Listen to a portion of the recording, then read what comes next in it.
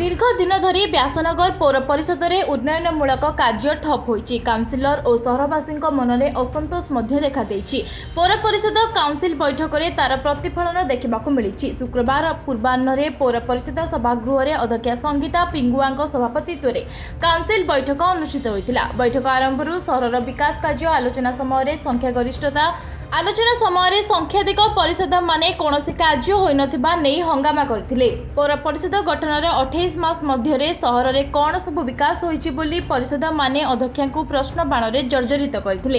अध्यक्षा सबु शुणी मध्य नीरव रहिथिले। सहरर रास्ताघाट ड्रेन आलोक ट्राफिक परिमल व्यवस्था विपर्यस्त होई पड़िछि।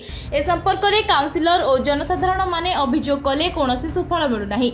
सहर में मशा मानकर उपद्रव वृद्धि पाइछि तार कौनसी निराकरण व्यवस्था मध्य करा नहीं। वार्ड गुड़िक ड्रेनेज और परिमल व्यवस्था भुशुड़ी पड़ी। एप्रति पौर परिषद ध्यान न दे निदा विष्णु साजिछि। अध्यक्षा और किछि कर्मचारी सहरर विकास रे बाधक साजिथिले। उपनगरपाल सुभाष चंद्र बल आज बैठक में सीधा सड़क पौराध्यक्ष को आक्षेप करथिले। पौर परिषद में केवल दुर्नीति और पीसी कारोबार चरम सीमा पहुंचीथिबा बेले उपनगरपाल समेत संख्याधिक काउंसिलर माने एथिरे अभियोग आनिथिले। पूर्व काउंसिल बैठक गुड़िक निष्पत्ति निया जाइथिबा प्रकल्प मान कार्यकारी न करा जाई अध्यक्षा मनमुखी भाव में कार्य करुथिबा काउंसिलर माने अभियोग आनी हो हल्ला करथिले।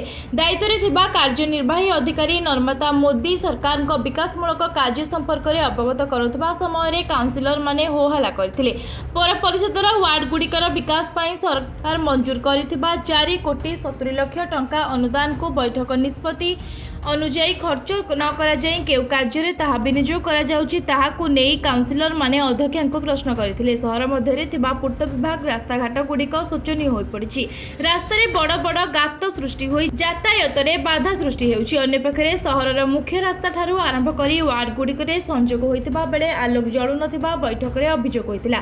पौर परिषद रे विभिन्न मौलिक समस्या मध्ये लागि रहिछि। एई समस्या गुड़िक समाधान करबा क्षेत्र रे पौर कर्तृपक्षक विफलता को नै समालोचना करथिले। एक मास मध्य पूर्व बैठक निष्पत्ति अनुजाई विकास कार्य करा न गले काउंसिलर माने समूह इस्तीफा देवा सह सहरर जनसाधारण को नहीं पौर कार्यालय ताला पकाइबा को बाध्य हेबे बोली उपनगरपाल रोकठोक भावे बैठक करथिले।